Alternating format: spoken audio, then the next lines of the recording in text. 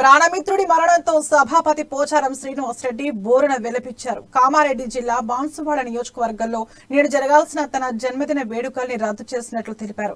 Assembly ప్రాంగణంలో ముందే ఏర్పాట్లు చేసినందున పుట్టినరోజును జరుపుకున్నట్లు శ్రీనివాసరెడ్డి చెప్పారు. జన్మదినాన్ని పురస్కరించుకుని మొక్కలు నాటారు. అసెంబ్లీలోని అమ్మవారి ఆలయంలో పూజలు నిర్వహించారు. మంత్రులు, శాసనసభ్యులు పోచారానికి జన్మదిన శుభాకాంక్షలు తెలిపారు.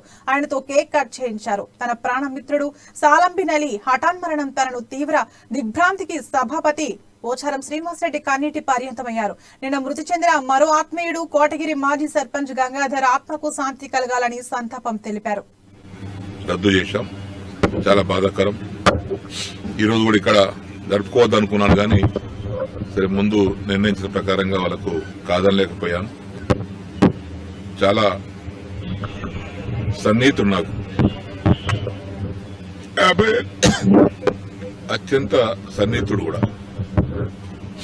మాకు, మా కుటుంబానికి సంతాపాన్ని తెలియపరుస్తూ వారి కుటుంబ సభ్యులకు ప్రగాఢమైన సానుభూతిని తెలియపరుచుకుంటూ పరమపదించినటువంటి నా స్నేహితుడు సాలంబినలి గారి యొక్క ఆత్మకు శాంతి చేకూర్చాలని భగవంతుడి సందర్భంలో ప్రార్థిస్తున్నాను.